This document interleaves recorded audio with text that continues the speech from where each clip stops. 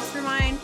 Another great episode with another incredible guest, my friend Clayne Wayman, everybody. Yeah.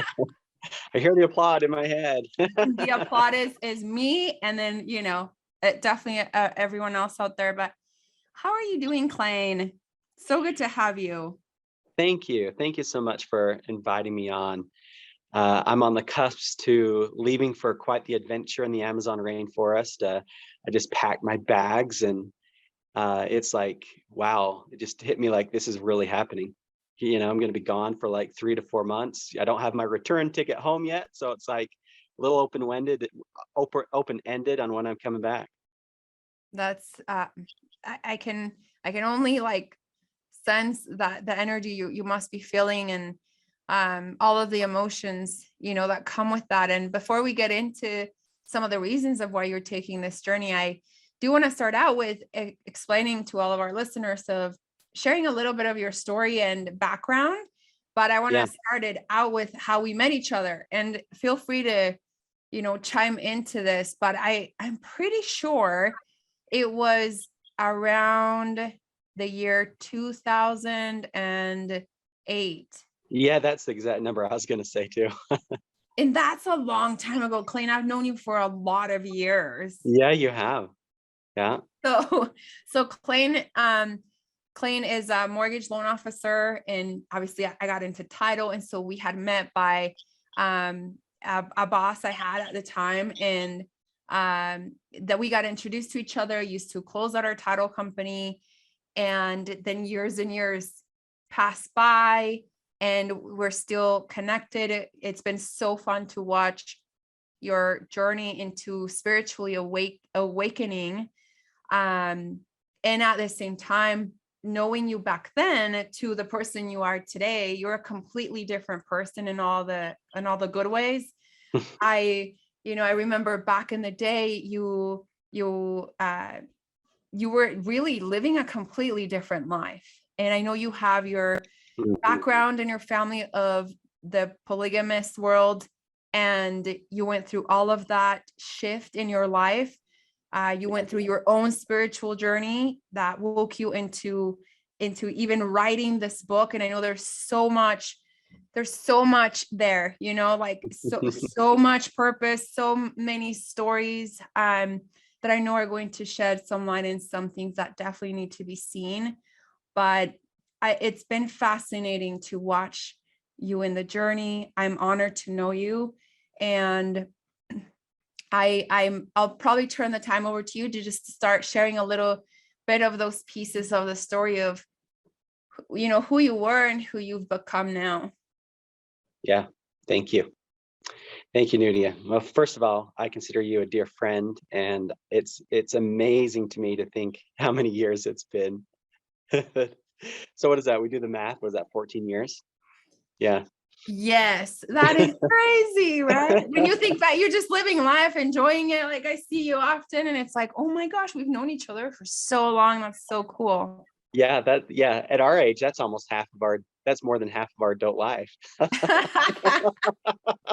We both have seen each other through like different relationships, and like different places to work. It's definitely a lot of years, and I'm grateful to have shared those with you for sure. Yeah. So thank you for having me on. It's an honor. So just jumping into my story as you shared. So presently, I'm in the mortgage profession. I've been in the mortgage profession for 18 years. So which is kind of crazy in of itself. I'm not even 40, and I've been in the business for 18 years. You're a baby. I know, just a baby. I was at the ripe old age of 20 when I got in the business, and for whatever reason, I've stayed through it, even through the hard times. But hey, if we met in 2008, you had to have been one of the shining stars of that year, 2008, because there were a lot of things that wasn't shining in 2008. So that's so true. Anyone who overcame that crash is like definitely, we went through a lot of things. So I agree. Yes, we did. I'm married. I have four little girls. My oldest is 13. My youngest is almost 1.5. So And boy, they're all full of their own unique side of their personality. But my background growing up, well, I was born in a polygamous culture. And when I grew up in that, it seemed normal. It was the only thing I knew. It seemed really strange to me that we had neighbors that were monogamous. The word monogamy was considered a swear word in our family. And so there was a one time when I was approximately 10 years old, the neighbors had built this huge brick barn, and they could open their hay barn to feed their horses, and they would taunt us over the fence, and they'd be like, "Hey, you polygamists, hey pligs, hey pligs." They're just being, like kids do. And I was playing around in the barn area there, and I jumped out, I stood up tall and strong, and I yelled at them, says, "Well, guess what? You're a monogamist." And They're probably like like, I don't even know what that means. that was the equivalent of saying the F word in my culture, is saying the word monogamy. My father used to scream at the family in Sunday school is about our monogamic ways, and how he's going to root out monogamy out of our system, and how it's in our DNA and blood, and he's committed to get rid of that monogamy. And then that kind of just followed suit with the church leaders. The church leaders looked at monogamy as something small and little. And so this was really, really a tough environment. What few people know about me is I was pulled out of homeschool. I was homeschooled, and the whole ideology around homeschooling was, I don't want to be exposed to the wicked ways of the world, so they wanted to homeschool me. And then at 13 years old, the apocalypse was supposed to be coming anytime. And, I'm the fourth of 45 kids. And so I was pulled out Wow. of homeschool to go work full time for an uncle doing flat work concrete. We were born. Hold on. So 4 out of 45 children. Yeah, I was raised with 4 moms. So 4 moms. Can you explain a little bit, like, how does that work in a polygamous religion where, I have a little bit of background because I've lived in Utah, but for those of the people who aren't familiar, how does that dynamic actually work? yeah, so in this particular culture, they consider plural and celestial marriage.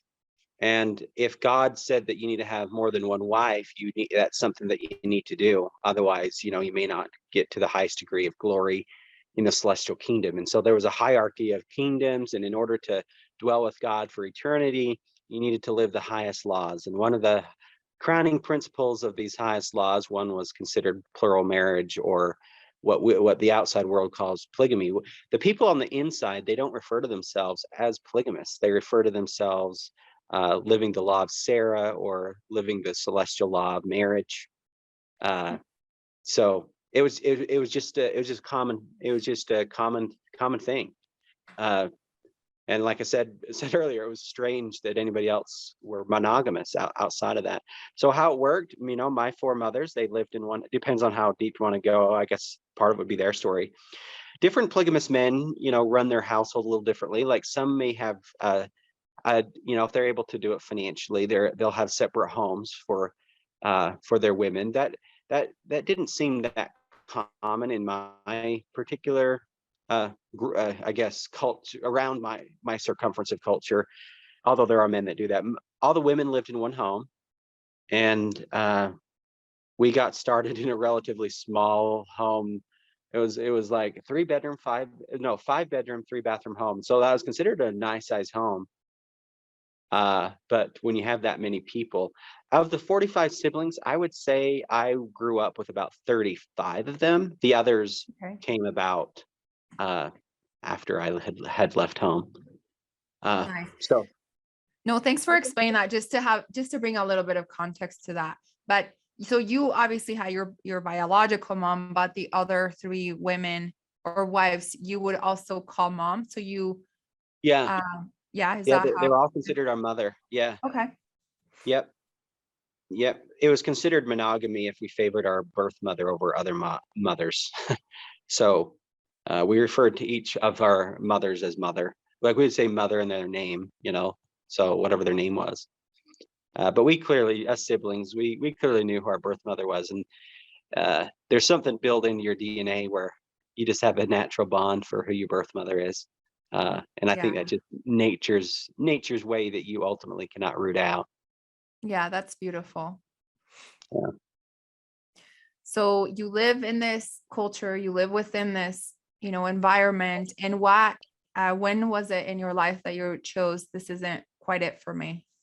It took a while. I was married. I was married to a woman that the church had married, and quite often the marriages are arranged marriage. But to that's a whole nother conversation.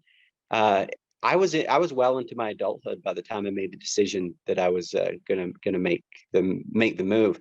What a lot of people don't realize about a culture like that is when you decide to leave, it's not just you decide you're making a decision on where you're going to spend your couple hours on Sunday.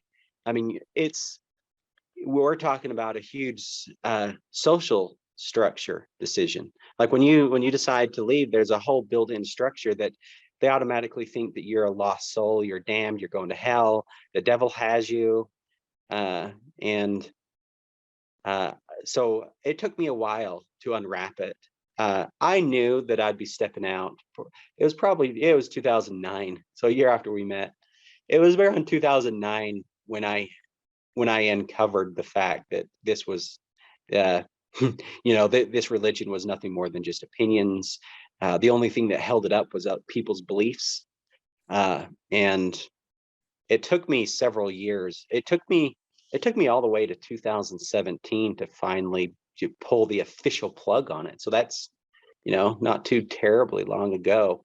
But I was part of that culture on a regular basis all the way up to 2017. Wow. Thank you so much for sharing that. And I'm sure that's super difficult for anybody who's a part of any type of religion that's like that.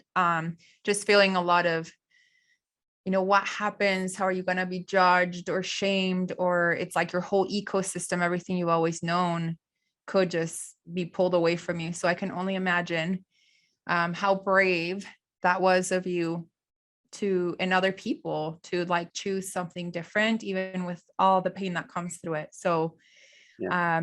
my hat's off to you.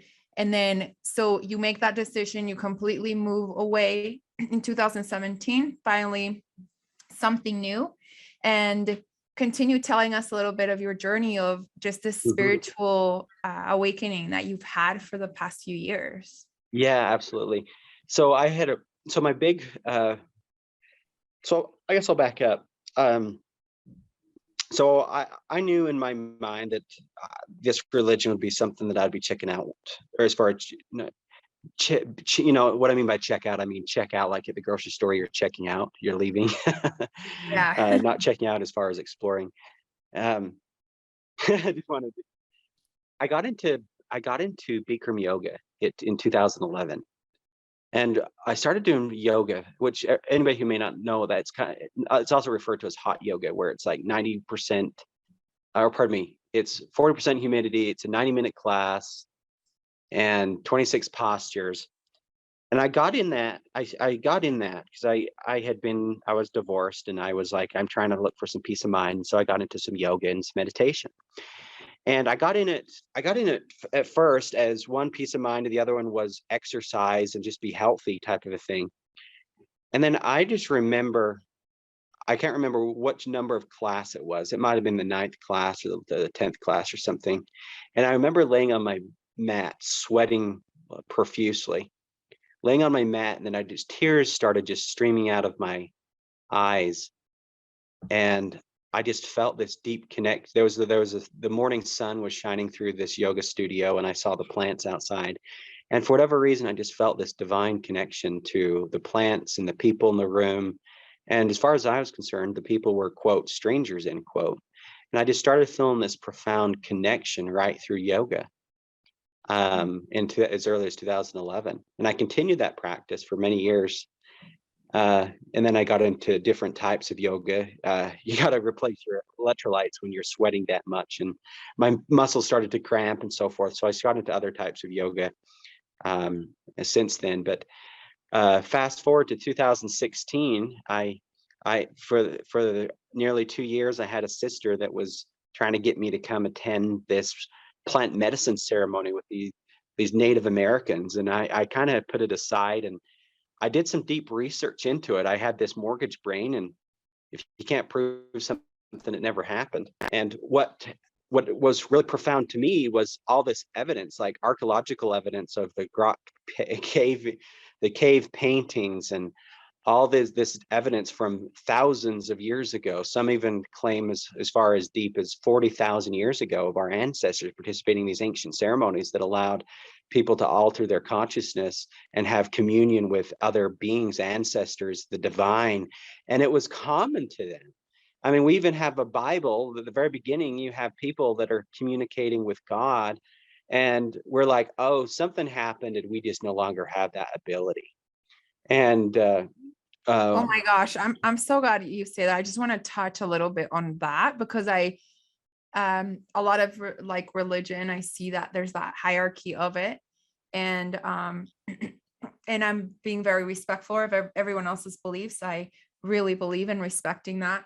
But what I have found interesting is in some of the ones I've participated in, it's like there's only a certain type of person that is allowed to connect to God or the higher power or whatever it is, or maybe a small group of people. And what the truth is that anybody has the gift of being able to connect to that higher power. And so for anyone out there that has any doubt in that, this is more in that spiritual aspect of it. Like, I promise that you have the power within you to be able to connect to God, to the higher power. We all actually have that, not just one person or a group of people. Well, here's what I feel this in my discoveries around that is we're never separate from it. And when I consider that higher power, what we're really talking about here is we're talking about the origin of your birth. And we're forever tethered to our origin. The essence of where we came from. So fast forward to my big spiritual awakening. I finally, I knew in my heart I'd be doing one, but I had to take care of my intellectual mortgage brain, and I did this research before I did it, and I finally gave it a go. And I was raised in this patriarchy, this male-dominated patriarchy. Patriarchy kind of implies that, of course, but men ruled everything. Women were to be subordinate to men, and that was just part of the culture. Well, here I am. I participated in this shamanic ceremony, and in this shamanic ceremony, what's so profoundly different is they prepare you so you can have your own direct experience with the divine, and then get out of the way. Where the religion that I was raised with, I have to go through some authority outside of myself to get what they call revelation for my life and so forth. And I got to go through a pecking order of priesthood authorities, they called themselves, and these are the people that talk to God, so to speak. And what really resonated with me with this particular modality of spirituality was, hey, we're just going to prepare you so you can have your own experience. We're going to get our butts out of the way and let you just have your dialogue with the divine. So that's just exactly what happened. So my first experience, it started out, first of all, it got started, and there's this feminine voice out of nowhere. The ceremony gets started in the night, right around 9:30. We're in the middle of nowhere, Native American country, and I'm laying by a fire. There's like 10 others participating in the ceremony, and all of a sudden, after taking they have this sacramental tea that you take, and after drinking probably about 40 to 50 minutes in, this feminine voice begins to speak out of the oblivion, and she says, And when she speaks all through you. So it's not just words through your ears, it's words that echo through your being. And she said, why love? And in that moment, I was just immediately transported into this place where no love existed. And even the grass I experienced, the grass I was laying on, there was no, I experienced no love. And it was just a horrifying experience in that moment. So these shamanic experiences are not necessarily all pleasant and fun and games type thing. And this wasn't. It felt like I was in the pit of complete despair for, it felt like I was going to be there forever. And then I remembered the words of my sister, my younger sister. She said, hey, if anything gets dark, just remember the words, I love you. And so out of nowhere in this pit of darkness, I said, I love you. And then there was immediately a rip in the fabric, and there was this angelic goddess who I come to know as God the Mother, which was so contrary to my entire upbringing of having a divine God figure, and it's a woman. Yeah, absolutely. And yeah, and she begins to share some of the most profound wisdom. And my critics are like, oh, you're just hallucinating. You're just having one of those hallucinations type thing. And whether it was a hallucination or it literally happened or not, the effect was the same. And the effect was I was given this profound wisdom around harmony with the masculine and the feminine. And That's so yeah. And it was a firsthand experience. And she went on to share some of the most profound things with me that I go on to share this story in my book.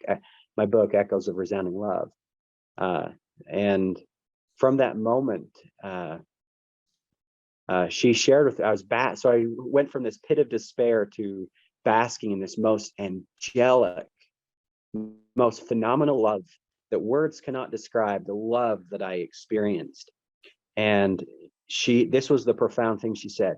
She said, to fully shine my love, you must look to the rock of integrity.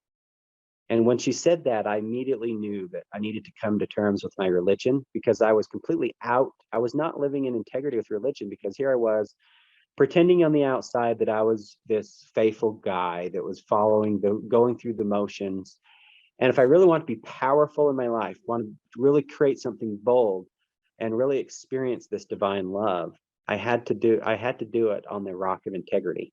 And so from that ceremony, I made the resolve that I would establish integrity in my life.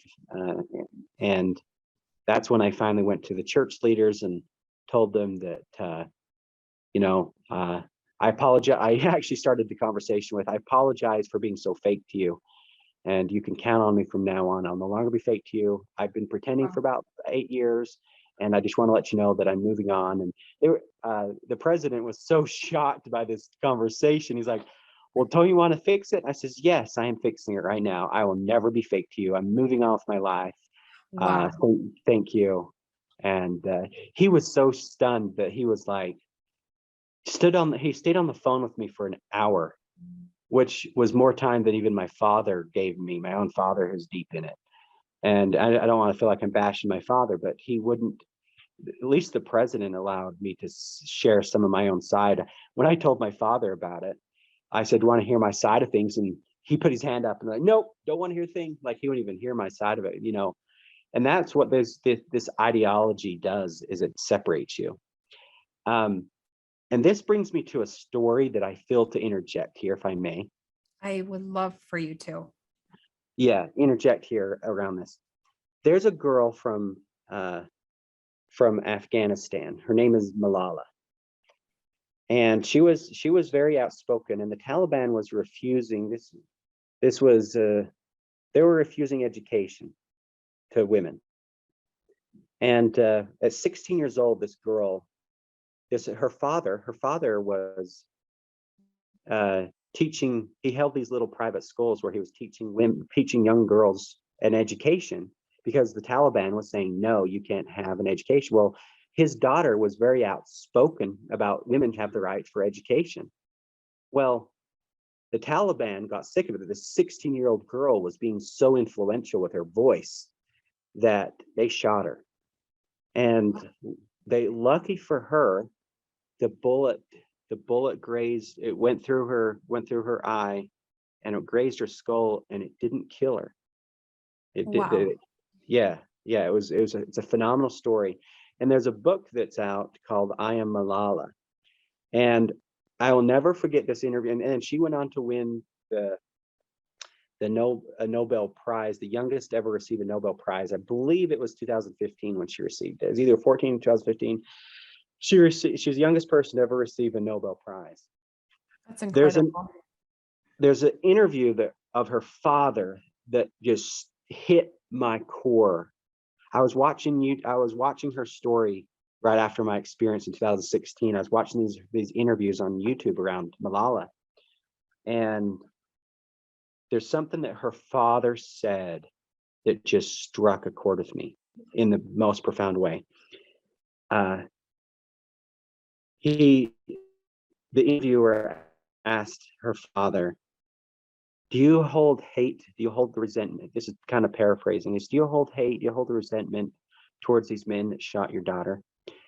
And his response was the profound response. He said, it wasn't the Taliban that shot her. It was an ideology. Wow. The reason I wanted to interject that story is particularly my father, for example.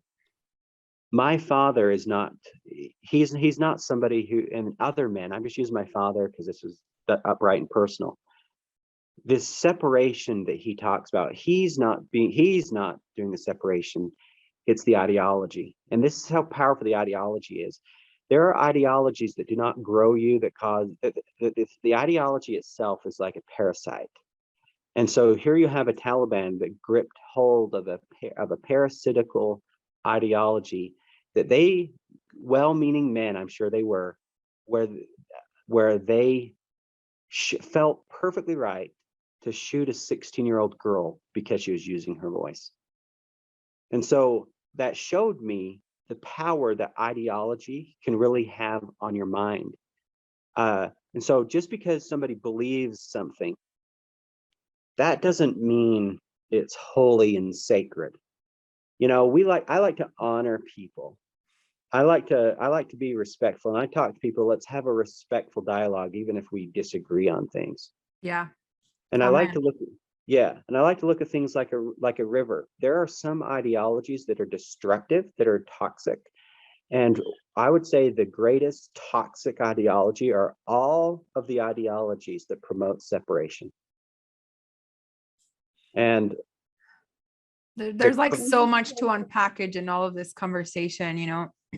Yeah. There's so much here. And I fully agree. I fully agree with you. I think it's so ironic that all of these, you just came out with your book, which we'll get into in a minute. You were going through this health challenge that we'll also talk about, but in the story that you just shared about this woman's voice, and she is getting severely punished and really killed for it. They ended up killing her, but that was the intention of people having a different ideology, a different thought, and being punished or murdered because of it. And in other metaphoric ways, sacrificed because of something different. And I love that you share the story. When I saw you last week, we met up because you have all of these incredibly overwhelming things happening in your life. And you told me that you have felt since you were a very young boy that you could not share your voice. Mm-hmm. And I just love to start talking about that, because I know there's so much in simultaneously and in alignment of you writing this book. And you even said, doesn't the first page say this is for the unheard, or this is for people who feel like don't have a voice? It's the dedication page. The dedication page. So tell us a little bit about this voice that has been shut down for years, and now you're dealing with this Mhm. health challenge, and this is why you're about to leave and go to the Amazon to get healed from shamans. Yeah. Yeah. So it's common when someone publishes a book, they dedicate it to something or someone or whatnot. There's some kind of dedication typically. That's typical that authors do. And so mine is very simply but very powerful. And that is in my dedication, I dedicate this book to the voiceless. The voiceless. Wow. So just to preface this, or just share a little bit of context, Clayne made a big announcement, which he'll talk about in a minute, but publicly on Facebook. And as I'm watching his video, him being the most vulnerable I've ever seen him, and he's also talking about his book, and he shares this piece, I just get chills all over my body. And in so many other points, even coming back through the just generational trauma, because it didn't start with you. And there's actually a phenomenal book out there. You guys should all read it. That's the name of it. It didn't start with you, but you had the conversation with your mom about not feeling voiceless or not feeling heard. And Mhm. can you tell us what your mom said?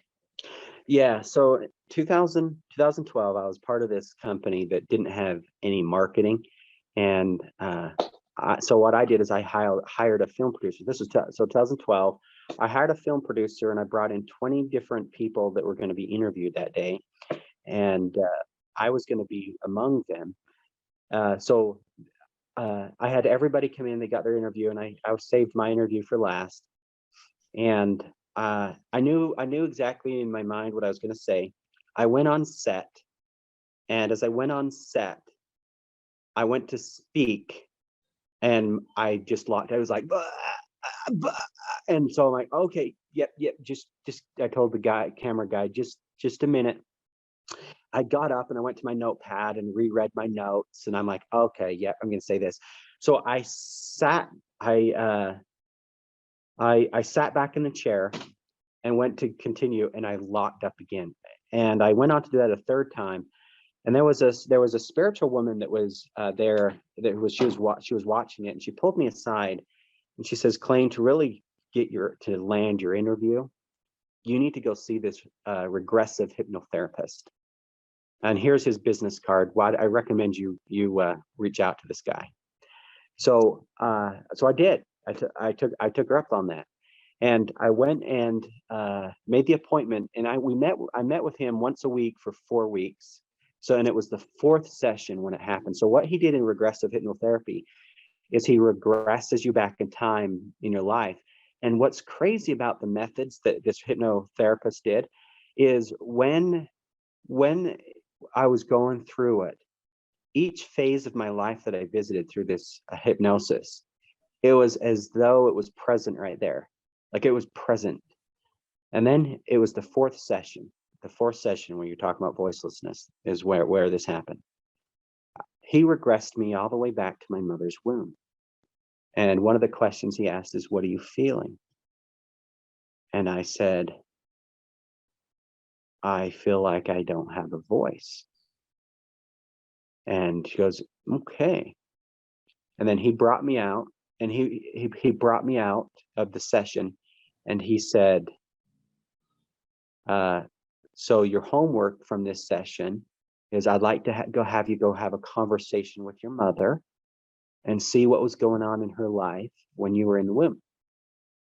I said, "Okay, I'll do that." So I didn't tell my mother about hypnotherapy or anything. I just went to my mother.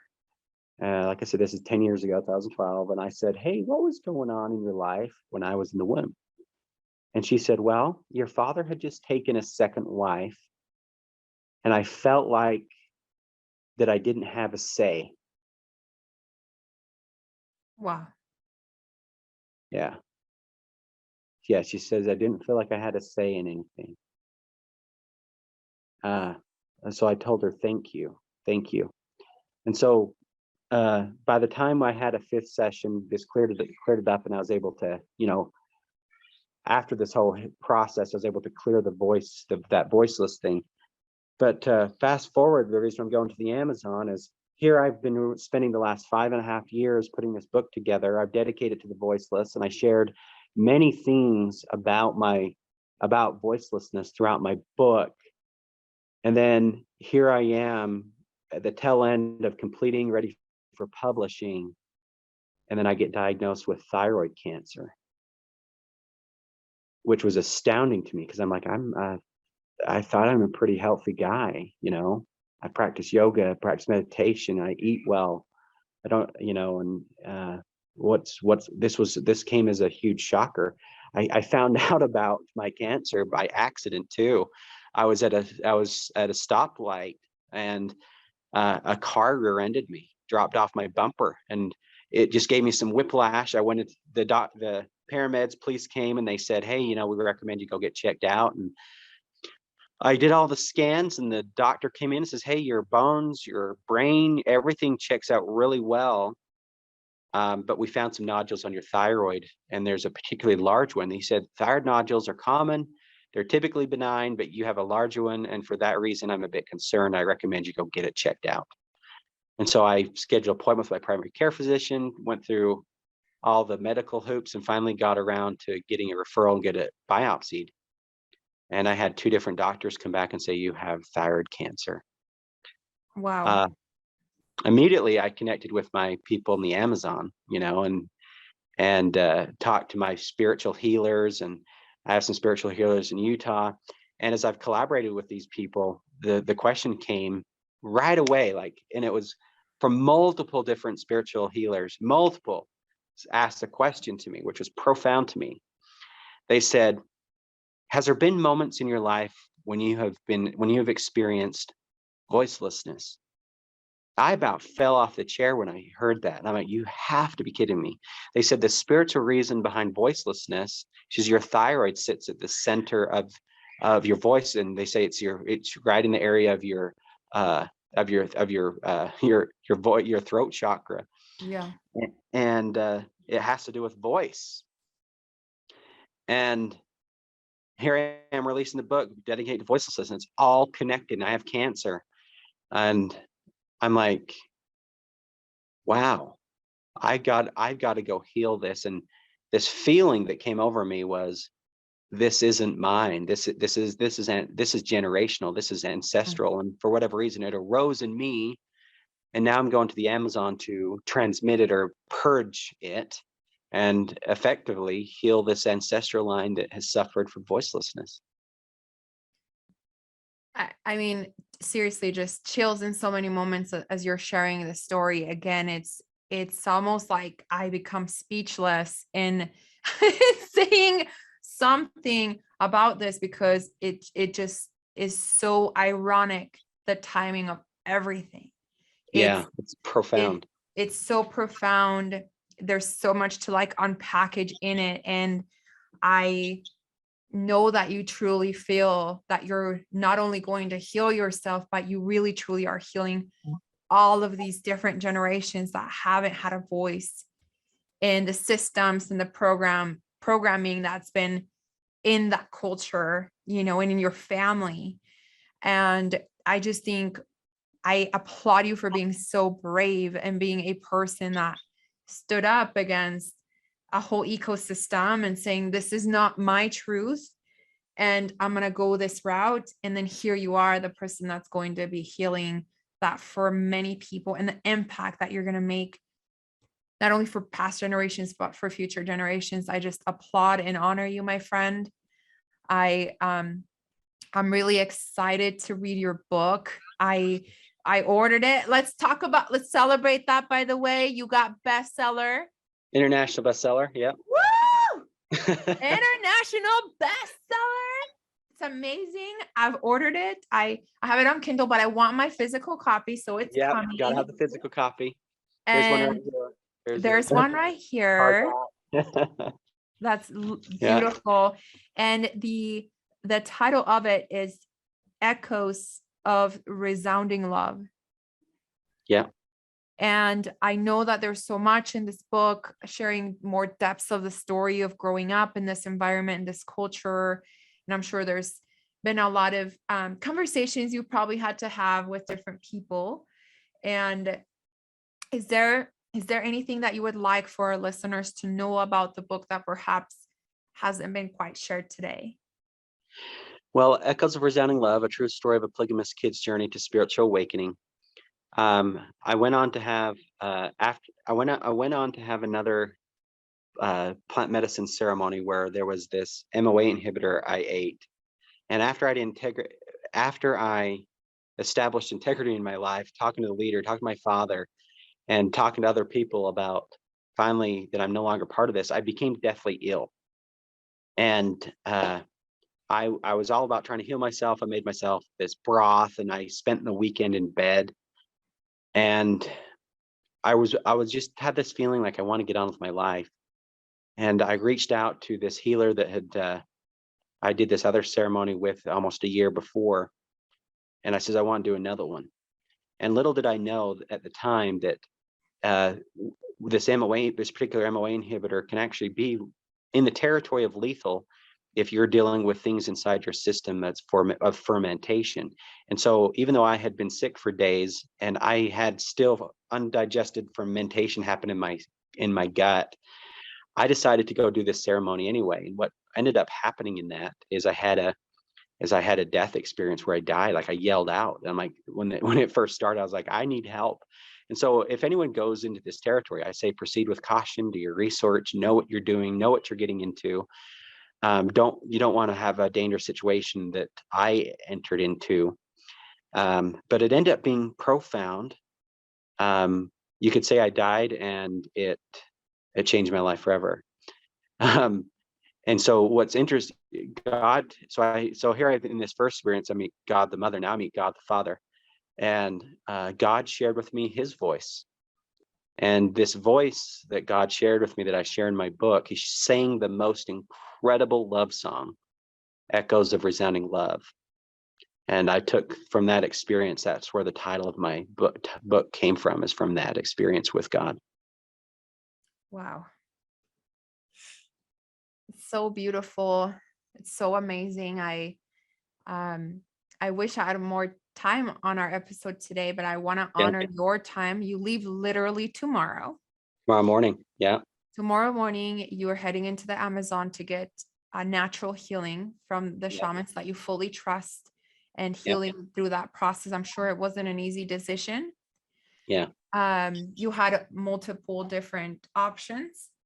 Yeah. And I know you in your heart feel this is the very best thing for you. And I thank you for your honesty, your vulnerability, and for your example of when you are part of a system or a program that is not for the good of all, and not that your environment intentionally meant for any harm, but when there is harm like this, where you're feeling it, you know, you're carrying it in your body, the stress, the from any type of system that people can actually see now by your example of how that unhealthy environment can cause actual sickness in the body.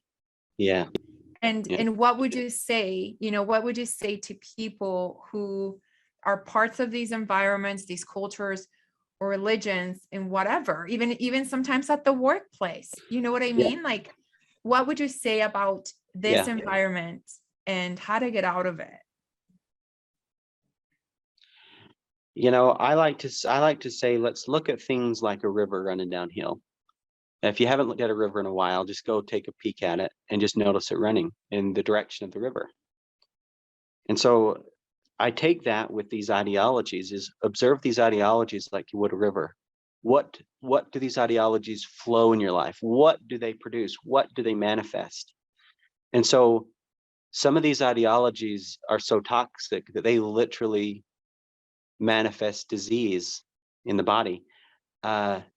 I've recently found out that thyroid cancer is such a common cancer that so many people, and what I found out, this is interesting, is women typically get thyroid cancer at a higher rate than men. And so here we live in a patriarchal society largely, and a lot of these patriarchal societies, women suffer with thyroid issues, which I find really profound. And what's common in these cultures is the shutdown of the voice, particularly women and children. And so what would I say to these people? I would say to them in the most loving way. I would say things that no longer serve the highest good. Wouldn't it be wise that we just discard it? Wouldn't it just be wise to just discard it and look at it from the lens of like just looking at a river? And I think the scary part when I have this type of conversation is they see that how interwoven their life is built on this foundation of an ideology that could just be outright toxic. And it's so toxic that even when I talk about it, they want to even demonize me and say I'm taken over by the devil type of thing. And all I'm saying is, if God is life, if God is growth, if God is about abundance, then shouldn't you have ideologies that flourish humanity, not ideologies that cause sickness and the retrogression of life? In my experience, the divine is life. And if you're holding on to things that are not life, then you're doing things that's contrary to the nature of our origin, the divine. That is like the biggest mic drop moment of all of my episodes. That's so beautifully and powerfully said. I thank you for your time, for this hour with me. I am very I'm very hopeful. I'm very excited in so many ways for you with your book, with this journey. And I would love to have you back on the show when you're back, healed, and hearing about that process too. And so we'd love to hear back from you, Clayne. And I'm going to drop the link to your book on the episode and on the notes that we share with everybody. But everyone can find your book through Amazon, right? That's where it's being sold. Yeah, Amazon.com. And by the way, Clayne gave up an incredible publisher based out of New York City so he could publish his book right before he left. It was that important to him.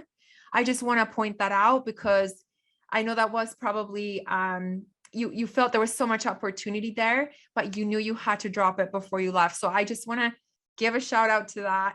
It's out. Go get it. I can't wait to read it. And I know there's probably a lot of personal stories in there. So again, thank you for being brave. I honor you, my brother, and I love you. And if there's anything, that you'd want to share for a final thought.